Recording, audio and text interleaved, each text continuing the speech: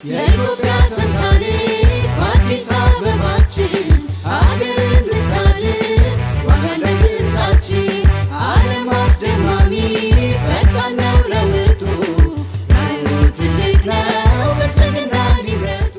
በአዲስ አበባ ከተማ እየተካሄደ ያለው ልማት ባለቤቱ ማን ነው? ከልማቱ የተጠቀመ ማን ነው?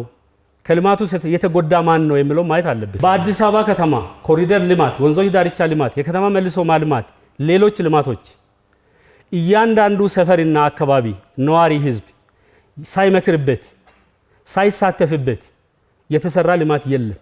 ካለ መምጣት ይችላል። መረጃ አለ። እያንዳንዱ ቤተሰብ በቤት ደረጃ ተወያይቶበት ነው የተሰራው። አንድ እሱን ህዝቡ ራሱ አሁን እዚህ እኔ ቦታ ላይ ቆሞ የሚከራከር የአዲስ አበባ ከተማ ነዋሪ ቢሆን አንደኛ በመልሶ ማልማት የለሙ እዛ ቦታ ላይ አዳዲስ ህንፃዎች ተገንብቶላቸው ለሰው ክብር የሚመጥኑ ቦታ ላይ ይኖሩ መኖር የጀመሩ አሉ። ለምሳሌ የበጎነት መንደር የምንላቸው አዲስ ከተማ፣ የቂርቆስ፣ ወደ ላፍቶ ብዙ ቦታ መሄድ ይቻላል። እዚህ ቤተ መንግስት ጀርባ በክቡር ጠቅላይ ሚኒስትር የተሰራ አዋራ መንደርን ጨምሮ ሌሎች ለልማት ተነስቶ ሌላ ቦታ የሰፈሩ ጭምር በአንድ በኩል በውይይት ነው፣ በተግባቦት ነው።